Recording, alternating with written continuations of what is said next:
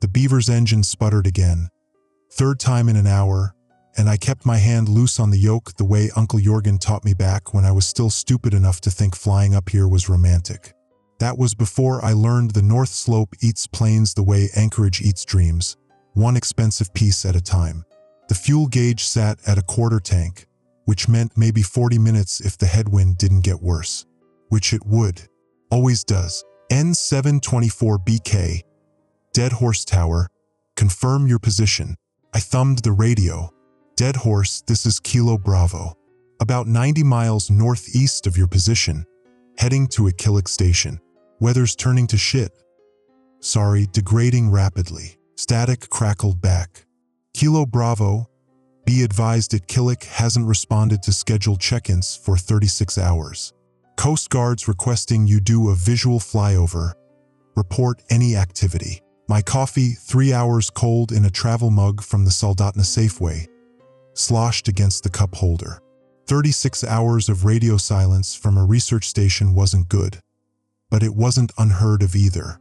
Solar flares fuck with communications. Generators fail.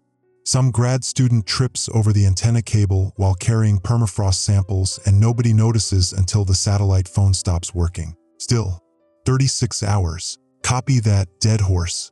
I'm carrying medical supplies for Atkasuk anyway. Ikillik's on the way. I'll take a look. The truth was my ex-wife Bridget's lawyer would love it if I missed this supply run. Third violation of our custody agreement in 6 months. She'd said during our last phone call, and maybe Lily would be better off with a father who actually showed up on Thursdays. Never mind that Thursday meant dick when you're flying oxyacetylene cylinders to a mining camp that'll close for the season in 2 weeks. Never mind that someone has to keep half of Alaska from freezing to death or running out of toilet paper. The tundra below looked like God's own freezer burn. White stretched to every horizon, broken only by black specks that might be rocks or might be the equipment failures and dead caribou that litter the slope like loose change. The Brooks Range crouched in the distance, purple-gray and mean. Beautiful, I guess, if you're into the kind of beauty that'll kill you for looking at it wrong. Ikillik Station appeared as a cluster of dark rectangles against the white, right where the GPS said it would be.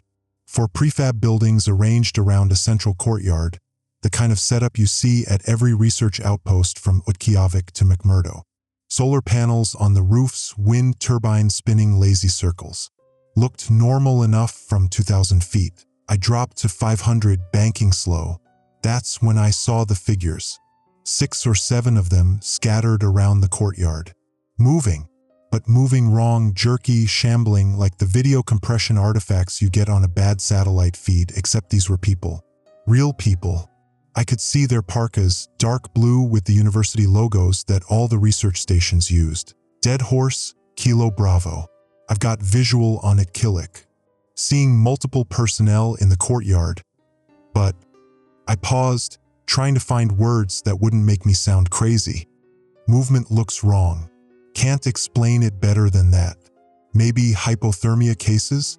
They're not responding to the aircraft. Copy, Kilo Bravo. Can you land for closer assessment? I looked at the fuel gauge again. Quarter tank. The Beaver could do short field landings on snow, sure, but taking off again was a different story. And something about those shambling figures made my gut tight. Negative, Dead Horse. Fuel state won't allow for landing and takeoff. The engine coughed, not sputtered. Coughed, like it was trying to spit something up. Fuck. I yanked the mixture rich, checked the primer. Dead Horse, Kilo Bravo, I'm getting engine roughness. Might need to. The engine seized. Just stopped. 1 second it was making noise, the next it was a 200-pound paperweight bolted to my airframe. The propeller windmilled in the airstream. The sudden silence felt like falling. Training kicked in. Trim for best glide. Look for flat ground. Mayday call. Dead Horse? Dead Horse? Dead Horse? Kilo Bravo? Engine failure. Attempting forced landing approximately 2 miles northeast of Ikillik Station. The radio crackled.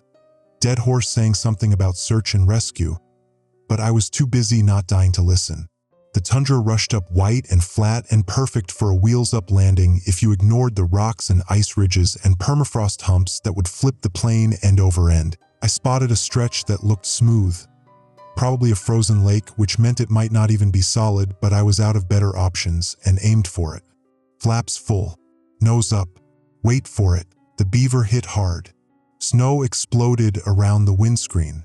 Something metal screamed. The left wing crumpled against something I never saw. We slewed sideways, throwing me against the shoulder harness hard enough to punch the air from my lungs. Then silence. Real silence. The kind you only get in the Arctic when the wind drops and the world holds its breath. I sat there for maybe 10 seconds, checking that my arms and legs still worked. They did. The radio was dead, ripped loose from its mount during the impact. The windscreen had cracked but held. The door opened after some kicking. I stepped out into snow up to my knees. The Exclusion station building sat maybe 2 miles south, dark blocks against white. Smoke rose from one of the chimneys. That was good, meant someone had a working stove. The shambling figures were too far to see from here. I'd crashed wearing my good parka, the Carhartt that Bridget gave me before the divorce, back when she still thought I'd change. But I hadn't dressed for a hike. Insulated boots, sure, but no snowshoes, no emergency bivvy, no satellite phone because the fucking thing was being repaired in Fairbanks. 2 miles. I could do 2 miles. People walked farther than that to get groceries in Anchorage. Except in Anchorage, the groceries weren't surrounded by people who moved wrong. I grabbed what I could from the plane. A thermos of coffee that had somehow not spilled, a box of granola bars meant for the Akasa clinic, the flare gun from the emergency kit. The temperature was maybe 15 below. Not terrible by slope standards, but cold enough to kill you if you stopped moving. I started walking. The snow was deeper than it looked from the air. Each step punched through a crust layer, dropping me knee-deep before I hit something solid. Progress came in lurching heaves, and within 20 minutes my thighs burned and my breath came in ragged clouds that froze on my beard. The station buildings resolved slowly. Dark blue prefabs with those triple-pane windows they use up here, the kind that cost $3 grand each because everything north of Fairbanks costs triple. A snowmobile sat abandoned near one building, half buried. The wind turbines still spun, blades humming their low song. The figures I'd seen from the air weren't visible anymore. Maybe they'd gone inside. Maybe they were behind the buildings. Maybe hypothermia had finally taken them, and I'd find 7 frozen corpses arranged around a broken heater. I'd worked medic training during my brief attempt at college, 2 semesters at UAF before I dropped out to fly, and I knew what severe hypothermia looked like. The confusion, the paradoxical undressing, the terminal burrowing, could make people act strange. Real strange. But that jerky movement, the main building had a door marked Administration/Commons. I tried the handle. Unlocked. Good sign or bad? Couldn't decide. The interior hit me like a wall, warm air thick with a smell I couldn't place. Not decay exactly. Something organic and wrong, like meat left in a car trunk during summer. Except this was the Arctic in October. Hello? Anyone here? I'm a pilot, crashed nearby. Anyone need help? My voice echoed through empty halls. Fluorescent lights buzzed overhead, powered by the turbine outside. The commons area looked normal enough. Tables with half-finished mugs of coffee, a whiteboard covered in equations I didn't understand, someone's parka draped over a chair. Like everyone had just stepped out, except for the ice on the floor, not water ice. This was different. Cloudy and thick, spreading from the hallway to the left in a rough puddle shape. It reflected the fluorescent lights in strange ways, showing colors that shouldn't be there. Blues that leaned toward purple, greens that hurt to look at. I followed the ice trail down the hall, flare gun in one hand, feeling stupid. What was I going to do? Shoot someone who needed medical help? But my hindbrain, the part that kept me alive through 3 engine-out emergencies and a fuel leak over the Bering Sea, screamed warnings. The ice led to a lab. Through the window in the door, I could see equipment. Microscopes, a wall of freezers, some kind of glass chamber with tubes running into it. And in the center of the room, a metal table with restraints. The restraints were torn, not unbuckled. Torn like something had ripped through half-inch nylon webbing. On the table, more of that weird ice, melting now into puddles that steamed slightly in the warm air. I tried the door. Locked. Thank Christ. A bulletin board next to the door held paperwork, research permits, safety protocols, the usual bureaucratic shit that follows grant money. One paper caught my eye, a memo on university letterhead. Project Thaw Sample 7 Priority Notice. Dr. Vickers and team. Sample 7 extracted from 40,000-year-old permafrost shows unprecedented cellular activity after thaw. Recommend immediate quarantine protocols. Core samples contain organic structures unlike any known biological material. Do not allow full thaw until containment procedures confirmed. Dr. Helena Ortiz, project lead. Note added in different handwriting. Helena, we can't wait for confirmation from Fairbanks. The sample's already showing decay. If we don't study it now, we lose everything. The grant review is in 3 weeks. RV, the date on the note. 4 days ago. Fuck. I said it out loud, to the empty hallway, to the weird ice, to the universe that kept finding new ways to kill people in the Arctic. Behind me, something moved. I spun, flare gun up. Nothing. Just the commons area, still empty. But I'd heard it. A wet, sliding sound, like a seal moving across ice. Hello? I'm here to help. If you're hurt, I can. The figure appeared in the doorway. Female, I thought, hard to tell under the parka. She moved with that same jerky shamble I'd seen from the air, like her joints didn't quite work right. Her hood was up, face in shadow. Hey, are you okay? I'm a pilot. I crashed nearby. Do you need medical? She stepped into the light. Her face was wrong, not decomposed, not frozen. Wrong in a way that made my brain stutter trying to process it. The skin had a sheen to it, almost crystalline. Her eyes reflected the fluorescent lights like an animal's, showing that same impossible color, blue-purple-green all at once. When she opened her mouth, I saw her teeth had changed. Longer, sharper, but still recognizably human teeth, which somehow made it worse. She made a sound. Not words. A clicking, wet noise that came from somewhere deeper than her throat. I backed up. Okay, I'm gonna go now.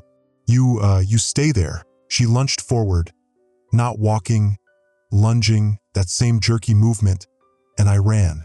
The flare gun went off by accident, or maybe some part of me decided to fire it.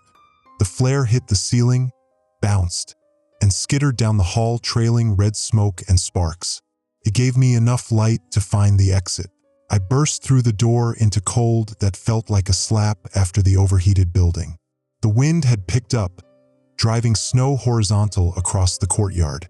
Through the white, I saw more figures, 4 or 5, shambling between buildings. One of them saw me, turned with that terrible jerky motion, started moving my direction. I ran for the nearest building that wasn't the admin center. A long, low structure marked dormitory. The door was unlocked. I threw myself inside, slammed it behind me, and looked for something to barricade it with. A filing cabinet. I shoved it against the door just as something heavy hit from the outside. The door shook but held. The dormitory hall stretched away into darkness.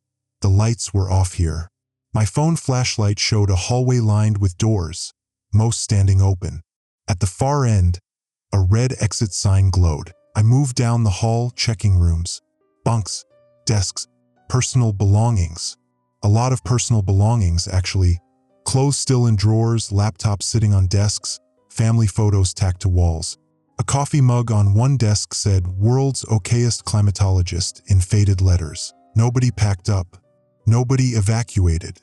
They just changed. In the fourth room, I found Dr. Helena Ortiz. I knew it was her because her name tag still clung to her parka, which lay puddled on the floor. She sat on the bunk, naked except for that strange crystalline sheen covering her skin. Her eyes had that same wrong reflection. She watched me with an expression that might have been curiosity or might have been hunger. Hard to tell when the face wasn't quite human anymore. Dr. Ortiz? Helena? Can you understand me? She tilted her head, made that clicking sound. I backed out slowly, pulled the door closed. My hands shook, not from cold, from the fundamental wrongness of seeing someone halfway between human and something else. The sound of breaking glass came from down the hall. They were coming through the windows. The exit at the end of the hall led to a breezeway connecting to another building, storage/equipment, according to the sign. I ran through, breath coming in gasps that had nothing to do with the cold. The equipment building was dark except for emergency lights. Shadows pooled between shelving units loaded with supplies. Boxes of freeze-dried food, coils of rope, spare radio equipment, medical kits. I grabbed a medical kit, stuffing it into my parka. Maybe not useful, but it made me feel like I was doing something. A satellite phone hung on the wall near the door, and I grabbed for it like a drowning man grabs driftwood. Punched in the emergency frequency, waited for the connection. Ease repeat, this is Dead Horse Operations. Any station on this frequency, please respond regarding aircraft N724BK. Dead Horse. This is the pilot of Kilo Bravo. My voice came out too loud in the quiet building. I made it to Ikilic Station. The researchers here they're infected with something. Some kind of pathogen from a permafrost sample. They're not human anymore. You need to quarantine this area. Keep everyone away. Copy Kilo Bravo pilot. Be advised we have your emergency beacon location. Coast Guard helicopter is en route. ETA approximately 90 minutes. Can you confirm the nature of... Something hit the window behind me, and the glass exploded inward in a shower of crystals and cold air. A figure pulled itself through, male, I thought, though the crystalline change was more advanced than Dr. Ortiz. He'd lost his clothes entirely, skin gleaming in the emergency lights. I dropped the phone and ran. Behind me, that wet clicking sound. More than one voice now. They were coordinating somehow, communicating in a language that hurt to hear. The storage building had another exit leading outside. I burst through it into the courtyard, the central area between all four buildings. The wind had died down, and in the sudden stillness, I could see them clearly. 8 figures, maybe 9. They'd all emerged from the buildings now, drawn by noise or heat or whatever the fuck they used to sense prey. They formed a loose circle around me, shambling closer with that jerky movement. In the moonlight, I could see how far the change had progressed. Some still looked mostly human, skin crystalline but body shape normal. Others had begun to change more dramatically. Limbs elongating, spines curving, fingers fusing into something like claws. One figure, impossible to tell if it had been male or female, had shed its face entirely, the skull beneath showing through translucent skin that sparkled with frost. They were beautiful. That was the terrible thing. They reflected moonlight like ice sculptures, all those impossible colors dancing across their skin. Beautiful and utterly wrong. The one who'd been Dr. Ortiz stepped forward from the circle. She still had the most human face, and maybe that's why she did the talking. When she opened her mouth, sounds came out. Still that wet clicking, but shaped now almost like words. "Warm," she said. Or maybe "we are." The sounds didn't quite fit human speech patterns. "Stay back," I said, raising the flare gun with hands that shook. "I don't want to hurt you, but I will if." She lunged. I fired. The flare hit her center mass, and she shrieked. A sound that started human and rose into frequencies that made my teeth hurt. The flare burned through her parka, through her skin, into the meat beneath. Except the meat didn't bleed. It sort of came apart, those crystalline structures fragmenting, and underneath was something else. Something that looked like ice but moved like muscle. The other figures surged forward. I ran for the wind turbine tower, a metal framework rising 50 feet into the air. The ladder rungs were slick with ice, but I climbed anyway. Flare gun clutched awkwardly in one hand. Behind me, they reached the tower base and started climbing. Their movements were jerky, uncoordinated, but they climbed. I made it to the maintenance platform 20 feet up and looked down. They clustered at the tower's base, some climbing, others just staring up with those reflective eyes. In the moonlight, I could see more details I wished I couldn't. The way their skin had developed facets like mineral crystals, the way their mouths no longer quite closed properly, showing too many teeth. One climber got close, the one whose face had mostly dissolved, and I kicked at its hands. My boot connected with a crunch and it fell, landing on the others below. They caught it, gently, like they still remembered being human enough to not want their friends to get hurt. That was worse, somehow. The idea that some part of them still remembered. 90 minutes, I said to myself, to the wind, to the cold that was already seeping through my parka. Coast Guard's 90 minutes out. I can hold for 90 minutes, except I couldn't. The cold was already sinking claws into my extremities. My fingers felt numb inside my gloves. Soon I wouldn't be able to grip the ladder. And below me they waited. Dr. Ortiz stood at the tower's base, looking up. The flare had burned a hole in her torso that should have killed her. But she stood there anyway, skin knitting back together with that impossible crystalline structure. She opened her mouth. "Cold," she said. The word was clearer this time. Warm inside. She was inviting me, offering to share their warmth, their change, their beautiful crystalline transformation. I thought about Lily, my daughter, 10 years old, gap-toothed, loved dinosaurs more than anything. She'd asked me last month if I was ever scared when I flew. I'd said no because that's what fathers are supposed to say. I was scared now. "Coast Guard's coming," I yelled down. "Quarantine teams.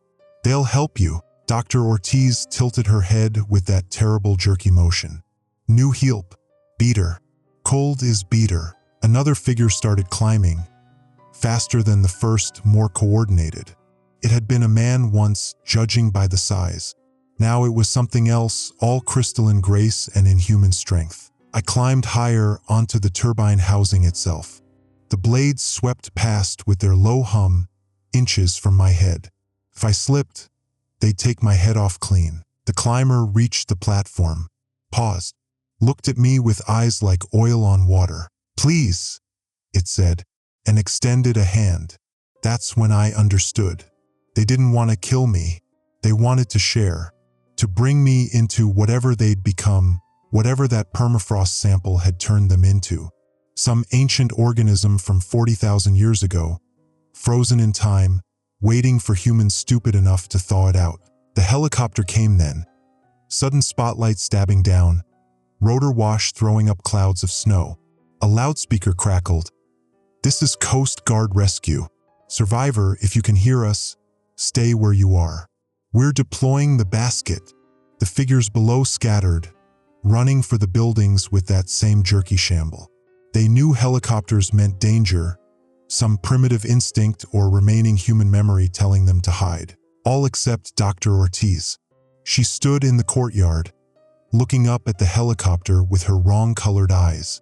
When the spotlight hit her directly, she raised her arms like she was greeting an old friend. The Coast Guard didn't land. Smart. The basket came down on a cable, swinging wildly in the rotor wash. I climbed down from the turbine housing, grabbed it, strapped myself in. As they winched me up, I looked down at the station. Figures moved between the buildings, half hidden in shadow. Dr. Ortiz still stood in the courtyard, arms raised, skin sparkling with frost and moonlight. Beautiful, terrible, wrong. The helicopter crew wrapped me in thermal blankets and shoved hot coffee into my hands. The crew chief, a yuppie guy named Talkie who I'd met at a bar in Kotzebue once, leaned close. "What the fuck happened down there?" he yelled over the rotor noise. "Permafrost sample," I yelled back. "They thawed something old. It's changing them." Talkie exchanged glances with the pilot, a young woman I didn't know, probably fresh from training in Kodiak. She spoke into her headset, too quiet for me to hear. We headed south toward Dead Horse. Through the window, I watched Killick Station shrink behind us, lights still on, figures still moving between buildings. From this height, it looked peaceful. normal, like nothing was wrong. We'd been flying maybe 10 minutes when the pilot's voice came over the internal comms. We've got a problem. Dead Horse is requesting we divert to Reykjavik instead. They're sending medical teams to meet us there. Why not Dead Horse? Taki asked. It's closer, because, the pilot said slowly, they're reporting unusual activity at some of the camps between here and Dead Horse. Workers not responding to radio calls. One camp, Nuksut, reported people acting strange before their comms went dark. My stomach dropped. How far can this spread? Nobody answered. Reykjavik appeared on the horizon. The northernmost city in America, a scatter of lights against the dark. The helicopter landed at the airport, and immediately we were swarmed by figures in hazmat suits. Not figures, people. Medical personnel. I had to keep reminding myself. People in suits, not the things at Reykjavik. They hustled me into a quarantine tent, stripped me down, hosed me off with chemical spray that burned my eyes. A doctor, Torres, his name tag said, shined lights in my eyes, took blood samples, asked questions I didn't have good answers for. Did any of them touch you? Torres asked. No. I was careful. Did you touch anything they touched? Any surfaces? I thought about the satellite phone, the door handles, the filing cabinet I'd shoved against the door. Yeah, I said. Probably. Torres's face didn't change, but I saw him make a note. That couldn't be good. They kept me in the tent for 6 hours. Through the plastic walls, I could hear radio chatter, helicopters coming and going, raised voices. Something was happening, but nobody would tell me what. Finally, Torres came back with someone new. A woman in a suit that looked too expensive for Alaska, carrying a briefcase that probably cost more than my beaver. Mr. Halvorsen, she said, not bothering with introductions. I'm with the CDC. We need to know everything about what you saw at Reykjavik station. Every detail, no matter how small. So I told her. The melted ice, the torn restraints, Dr. Ortiz and her wrong eyes, the way they moved, the sounds they made, the crystalline changes to their bodies. The woman took notes, asked clarifying questions, didn't seem surprised by anything I said. This sample they thawed, she finally said. Did you see any documentation about its origin? Just that memo. 40,000-year-old permafrost. Some kind of organic structures. She nodded, like that confirmed something she already suspected. Mr. Halvorsen, what you encountered is likely a form of extremophile organism, bacteria or virus adapted to survive in frozen conditions for millennia. When thawed, it became active again, and it appears to be exceptionally efficient at incorporating itself into human cellular structures. You mean infecting people? I mean changing people. There's a difference. She paused. We've been seeing warnings about this for years. Climate change thawing permafrost, releasing ancient pathogens we have no immunity to. Most scientists thought we'd get something like an old flu strain, maybe prehistoric anthrax. Nobody expected something that could actually transform human tissue. So what happens now? I asked. She closed her briefcase with a sharp click. Now we establish a containment perimeter around the entire north slope. No one gets in or out. We're calling it a natural gas leak. Easier to explain than the truth. And you, Mr. Halvorsen, are going to stay in this tent until we're certain you're not infected. How long? As long as it takes. They left me there. I sat on the cot, wrapped in blankets, drinking bad coffee from a paper cup. Through the tent walls, I could hear more helicopters, more urgent voices. The military was getting involved. I recognized the radio protocols from my brief stint in the Civil Air Patrol. Taki came by after a few hours, still in his flight suit, looking exhausted. They're evacuating Dead Horse, he said quietly.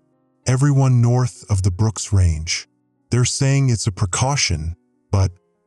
He shook his head. You see any of the other stations on your flight? No. Why? Because Atkasuk went dark 2 hours ago. So did Nuksut.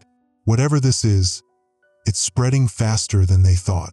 A memory hit me then, the shambling figures at Akilic, the way Dr. Ortiz had spoken. Cold is better, she'd said. Not the cold is better, but cold is better. Like she was explaining something obvious. It spreads through cold, I said suddenly. That's why it survived in the permafrost. That's why it's moving so fast up here. Everything is already cold. Taki stared at me. Then he swore and grabbed his radio. They kept me in quarantine for 5 days. By the time they let me out, the North Slope was a military exclusion zone. Every settlement from Utqiagvik to the Brooks Range had been evacuated or placed under lockdown. The official story was a natural gas leak combined with severe weather. The unofficial story, the one you could piece together from overheard conversations and leaked satellite photos, was that something ancient and wrong had woken up, and we didn't know how to put it back to sleep. I sat in a Utqiagvik hotel room, the cheapest one that wasn't under quarantine, and watched news coverage on a laptop with spotty Wi-Fi. They weren't showing much. Environmental emergency. Precautionary measures. No immediate danger to populated areas. But the satellite photos told a different story. Black figures moving across white snow. Buildings standing dark and empty. And spreading south from Akilic Station, a discoloration in the permafrost. Patches where something had changed the ice itself, turning it that same impossible color I'd seen. My phone buzzed. "Bridget, you're alive," she said when I answered. No warmth in her voice. Lily saw the news about Alaska. She was worried. "I'm okay. Quarantine's over. I'm clean. Good. When are you coming back to Anchorage?" I looked at the laptop screen, at the satellite photos, at the black figures that had once been people I might have flown supplies to, talked to over scratchy radios, waved at from the cockpit. "I don't know," I said honestly. "Of course you don't." Bridget sighed. "Look, I'm not trying to fight, but Lily needs stability. She needs a father who's actually here, not..." She trailed off. "Not what? Not whatever you are. This person who keeps flying into disasters because he can't figure out how to stay on the ground." She hung up before I could respond. I sat there for a long time, listening to the hotel's heating system clank and groan. Outside, the Arctic night stretched on. 3 months of darkness broken only by streetlights and the distant glow of military checkpoints. My beaver was still out there, 2 miles from Akilic Station. The insurance company had already written it off, total loss, they said, especially given the exclusion zone. But it was my plane. I'd bought it with money from a life insurance payout when Mom died. Every dent and repair had a story, and now it sat abandoned in the snow, surrounded by things that used to be human. A knock at the door. I opened it to find Torres, the doctor from quarantine, looking like he hadn't slept since I last saw him. "Mr. Halvorsen, can we talk?" I let him in. He sat heavily in the room's one chair. "You were right," he said, "about the cold. The organism, we're calling it Archaean for now, it doesn't just survive in cold. It thrives. Spreads faster in sub-zero temperatures. Which means..." He gestured at the window at the frozen landscape beyond. "Which means the entire Arctic is vulnerable. Yes, and with climate change thawing more permafrost every year, we're going to find more of these things. Archaean might just be the first." I poured us both coffee from the room's ancient machine. Tasted like burned rubber, but neither of us cared. "So what's the plan?" I asked. "Containment. We're using the Brooks Range as a natural barrier. Mountains are too cold and high for reliable spread. Everything north of that is being designated a hot zone. No entry, no exit. We'll monitor from the air, maintain the quarantine, and hope it burns itself out when it runs out of hosts." "And the people who are already changed?" Torres looked at his coffee. "They're being classified as non-viable for rescue. Military terminology for, we can't help them. They're still people." "Are they?" He met my eyes. "You saw what they became. Would you call that human?" I didn't have an answer. Torres left after finishing his coffee. I sat alone in the hotel room, listening to the heating system and the wind outside and the distant sound of helicopters. Somewhere out there, The things that used to be Dr. Helena Ortiz and her research team shambled through the darkness, beautiful and crystalline and utterly changed. My phone buzzed again. A text from Lily, sent hours ago when I was in quarantine. Dad, are you okay? Mom says Alaska is dangerous now. Please come home. I typed a response. I'm okay, sweetheart. I'll be home soon. Love you. But I didn't send it because I wasn't sure it was true. Instead, I opened my laptop and started researching. Permafrost thaw patterns, climate projections, ancient organisms. The more I read, the clearer it became. Ikillik Station wasn't an isolated incident. It was a warning, a preview of what happened when we dug too deep into the frozen past. And I'd been there. I'd seen it firsthand. The transformation, the beauty, the horror. I'd also seen something else, something I hadn't mentioned to Torres or the CDC woman or anyone. The way Dr. Ortiz had looked at me right before the helicopter arrived. Not with hunger or hostility, with something that might have been hope. Like she wanted me to understand. Like she was trying to tell me that what they'd become wasn't death or infection. It was evolution. Cold as beater, she'd said. Maybe for them it was. I closed the laptop. Outside, the Arctic night pressed against the windows, vast and dark and full of things we'd rather not know about. Things we'd kept frozen for 40,000 years, until hubris and deadlines and grant money made someone think it was a good idea to thaw them out. 3 weeks later, I was still in Utqiagvik. Not because they wouldn't let me leave. The quarantine had been lifted. Flights to Anchorage ran twice daily.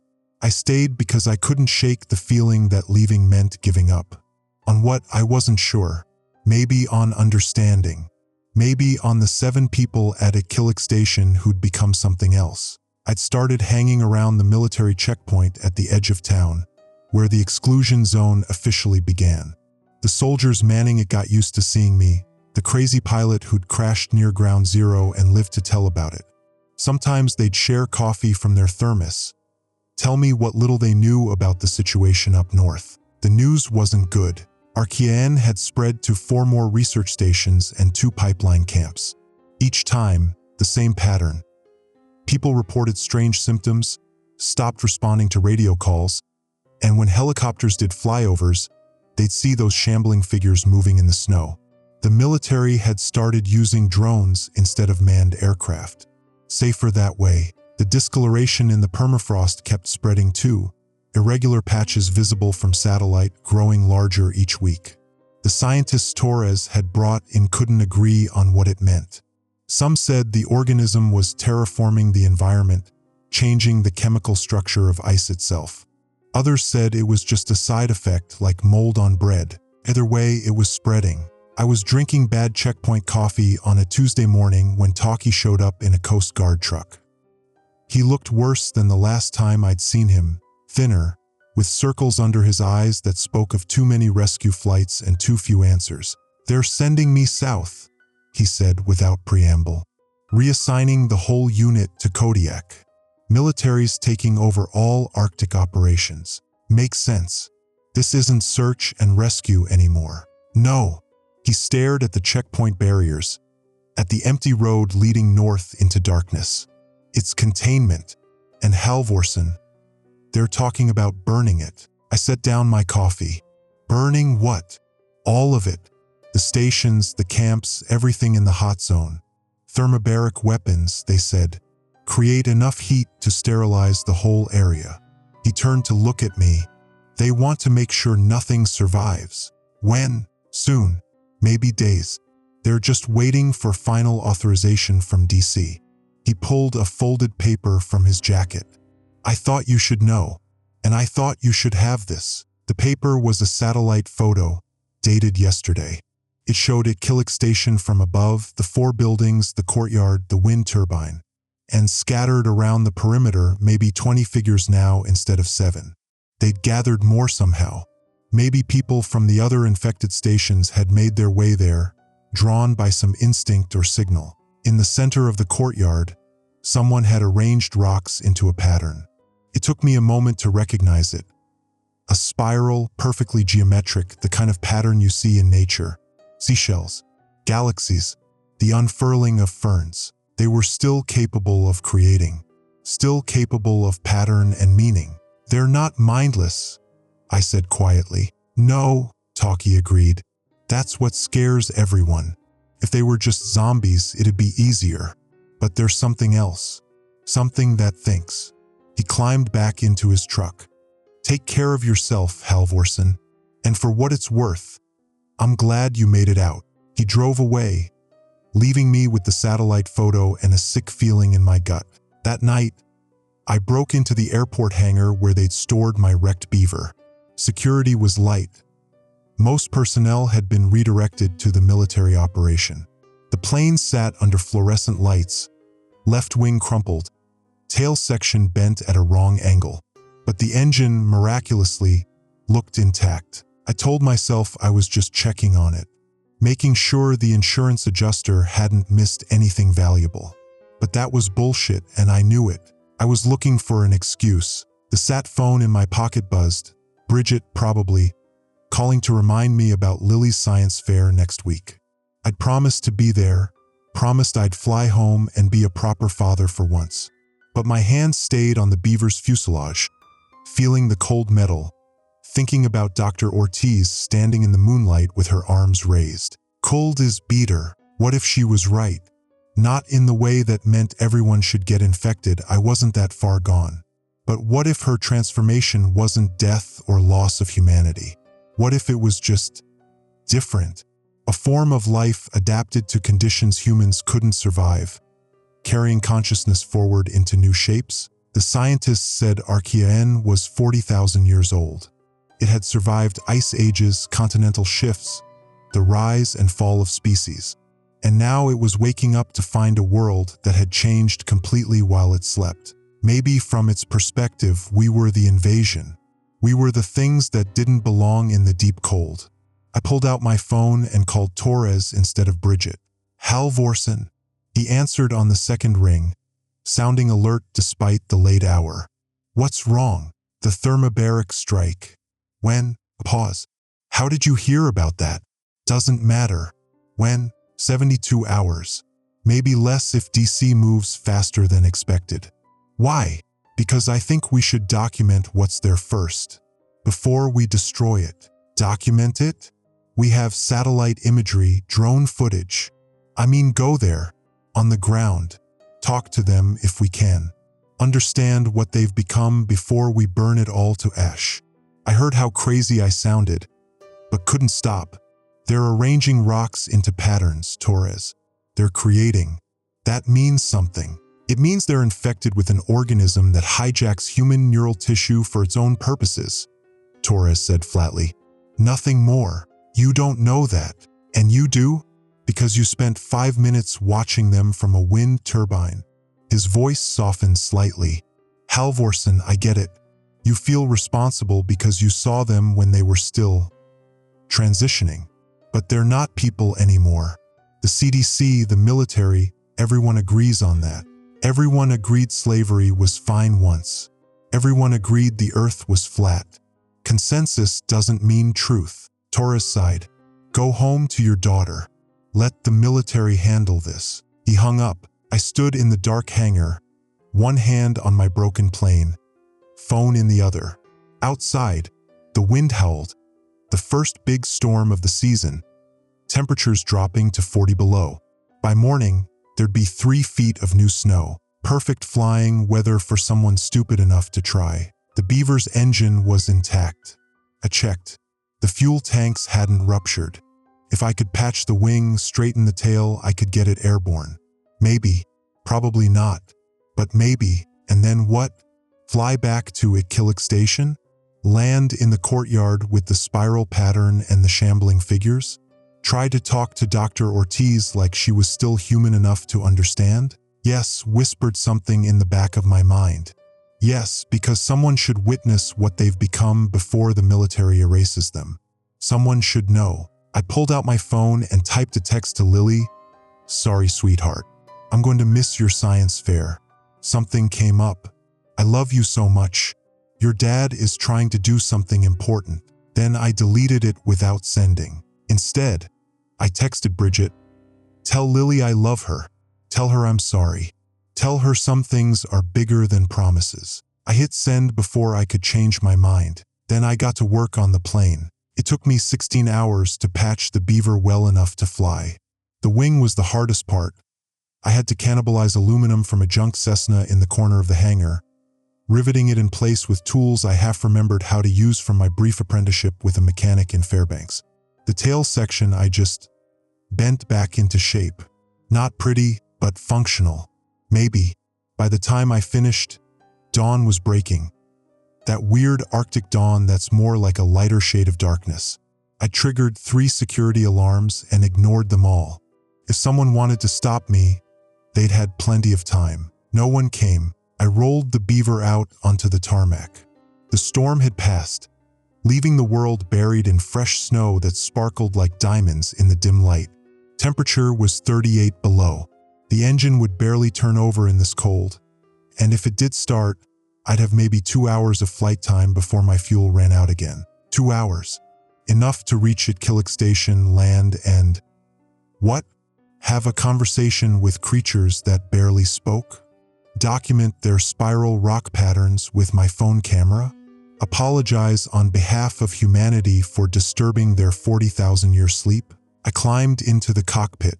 The seat was frozen solid. My breath formed instant frost on the windscreen.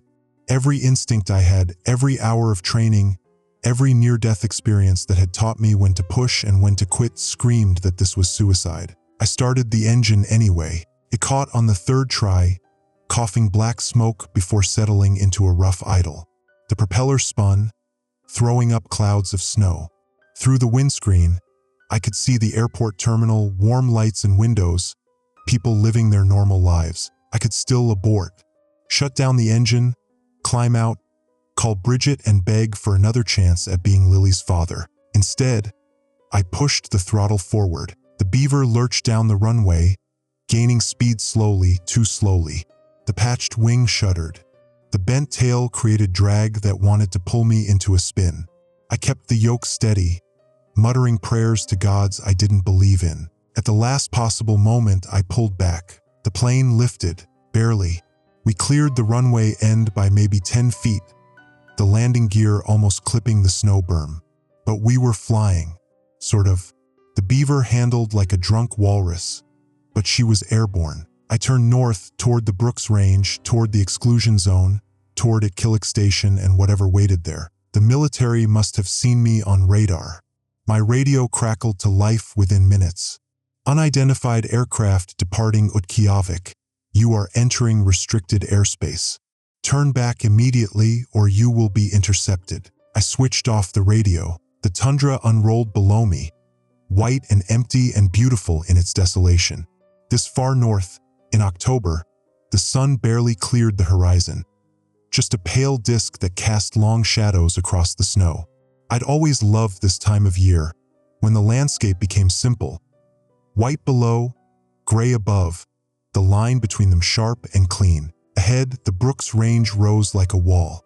I'd have to cross it to reach at Killick Station. The Beaver's ceiling was maybe 12,000 feet on a good day. The mountains reached 14,000 in places. This wasn't a good day. I coaxed the plane higher, burning fuel I couldn't afford to waste, watching the altimeter creep upward. 10,000 feet, 11,000. The engine protested, running rough in the thin air. The patched wing flexed in ways wings aren't supposed to flex. 12,000 feet, and the peaks were still above me. I had to thread through a pass, a narrow cut between 2 mountains that I'd flown through dozens of times in better weather, better planes, better mental states. Now, with visibility dropping as clouds moved in and the Beaver barely responding to controls, it looked like a mouth waiting to swallow me. I aimed for the center and prayed. The pass walls rose on either side, close enough to see individual rocks jutting through the snow. Wind howled through the gap, buffeting the Beaver. The patched wing groaned. For a moment, I was sure the rivets would pop and the whole assembly would tear free. Then we were through, dropping fast on the north side of the range. The exclusion zone spread before me, hundreds of miles of frozen wilderness, dotted with dark shapes that might be buildings or might be something else. And there, maybe 30 miles ahead, Exclusion Station. Even from this distance, I could see the discoloration. It had spread from the station in irregular tendrils, staining the snow that impossible blue-purple-green, like frost fractals but vast. Alive, beautiful. I descended, heading straight for it. The radio crackled again. Different voice this time, higher authority. N724BK. This is Colonel Yates, USAF Northern Command. You are ordered to turn back immediately. We have authorization to use force if necessary. I picked up the radio. Colonel, this is Halvorsen. I know what I'm doing looks crazy, but someone needs to document what's happening here before you destroy it. Someone needs to witness. Mr. Halvorsen, you are endangering yourself and potentially spreading contamination. Turn back now. I'm already contaminated, Colonel. I was exposed weeks ago at this same station. If I was going to change, I'd have changed by now. That might be bullshit. Torres had never given me a clear timeline for infection, but it sounded good. I'm landing at Exclusion. Tell the thermobaric strike to wait just a few more hours. Please, silence. Then, I cannot authorize that, Mr. Halvorsen. I'm not asking for authorization. I'm asking for humanity. I switched off the radio again before he could respond. Exclusion Station grew larger in the windscreen. I could see the figures now, at least 30 of them, gathered in the courtyard around that spiral pattern. They'd expanded it somehow, adding more rings, more complexity. From the air, it looked like a mandala, or a cell under a microscope. They saw me coming. I watched them stop their shambling movements and turn in unison, all those wrong-colored eyes tracking my descent. I lined up for landing, aiming for the strip of flat ground between the station and my old crash site. The Beaver's airspeed dropped, flaps down, nose up. The moment before touchdown, I saw Dr. Ortiz step forward from the group.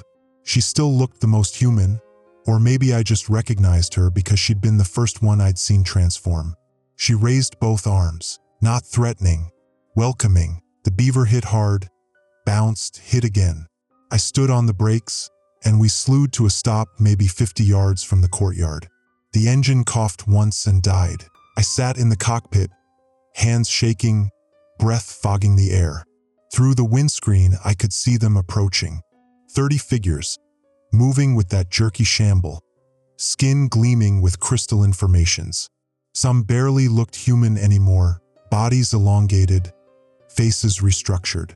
Others, like Dr. Ortiz, still maintained mostly human proportions. This was stupid. This was suicide.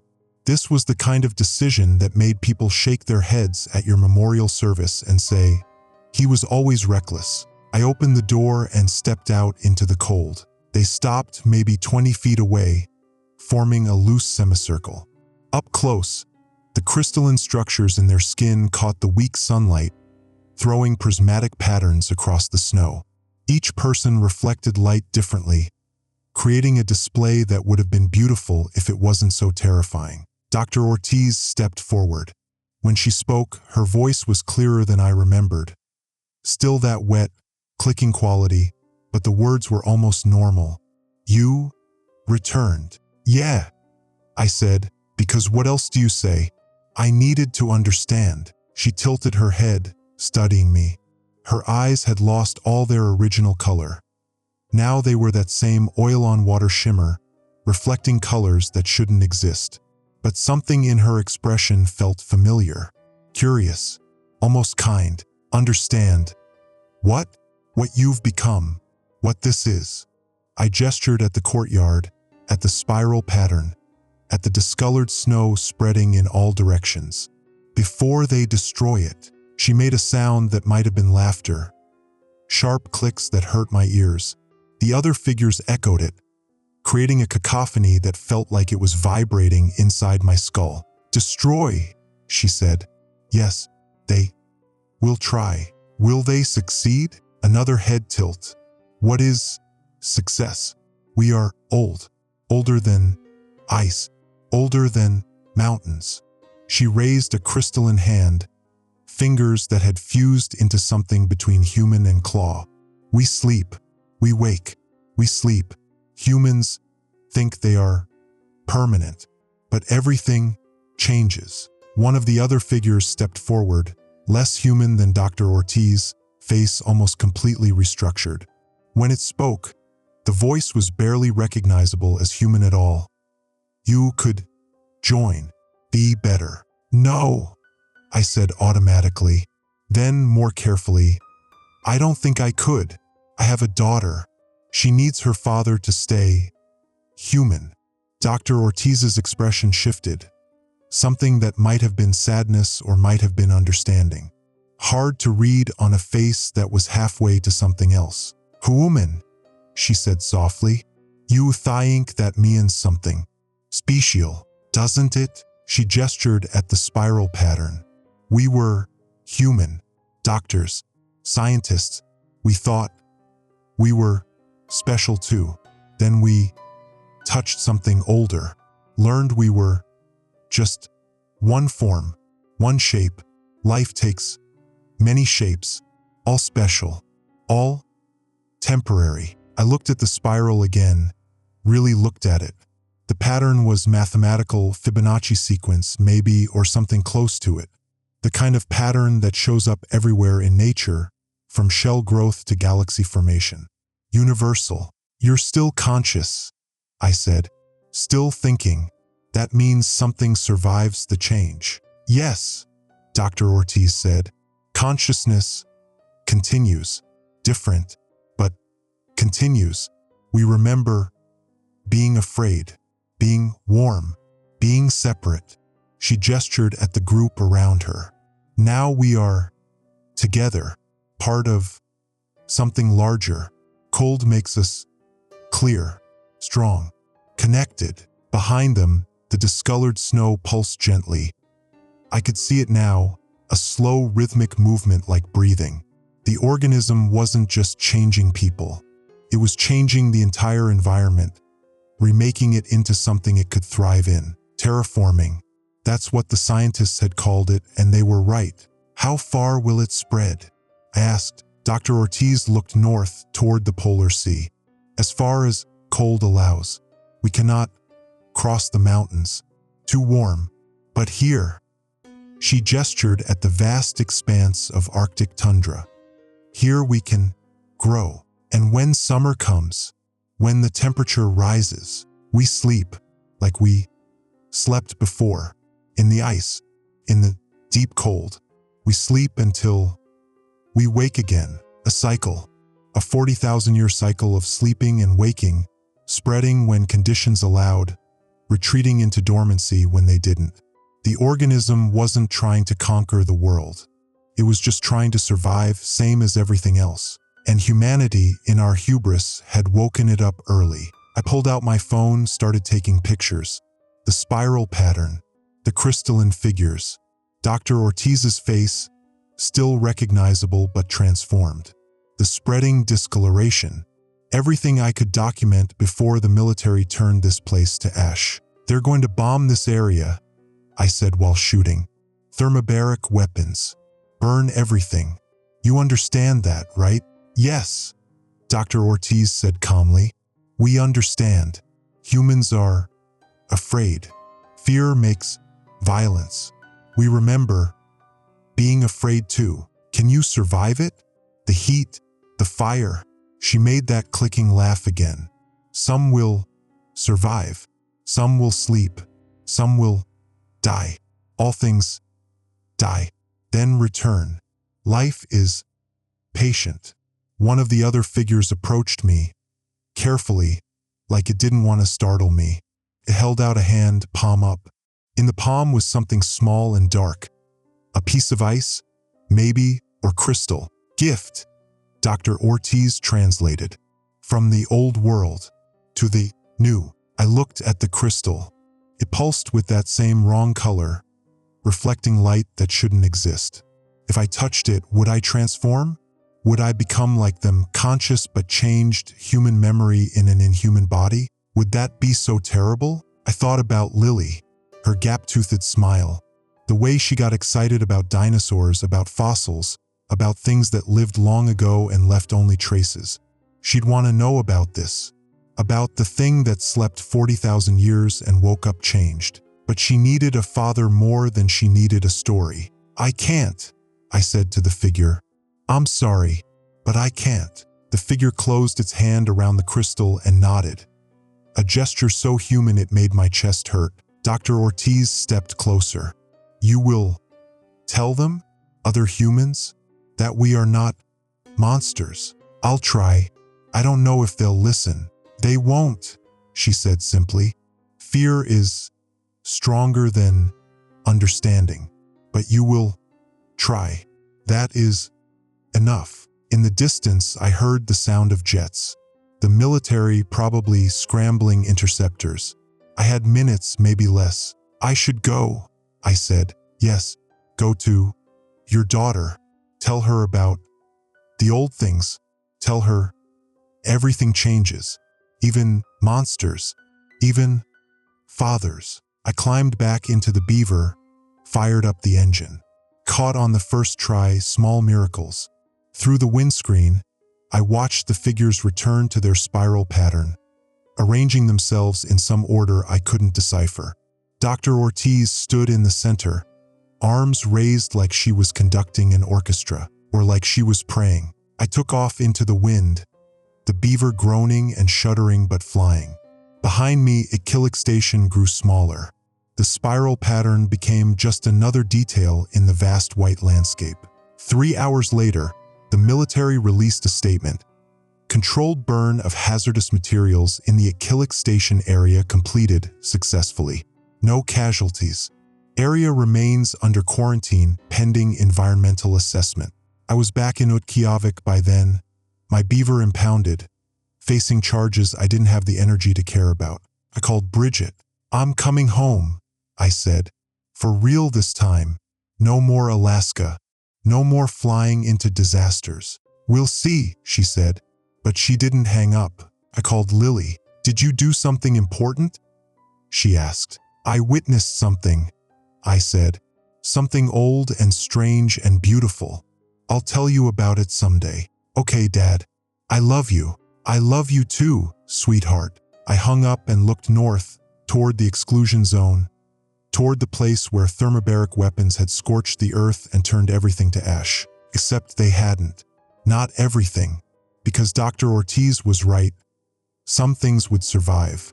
Some would sleep. Some would die and return. Life is patient. And somewhere in the deep cold, in the permafrost that covered a quarter of the Earth's land surface, other old things slept, waiting for hubris or accident or climate change to wake them too. I pulled my parka tighter and walked into the warm terminal, into the human world, carrying memories of transformation that no one would believe. Behind me, the Arctic night settled in for the long winter. In the frozen ground, ancient things dreamed of waking.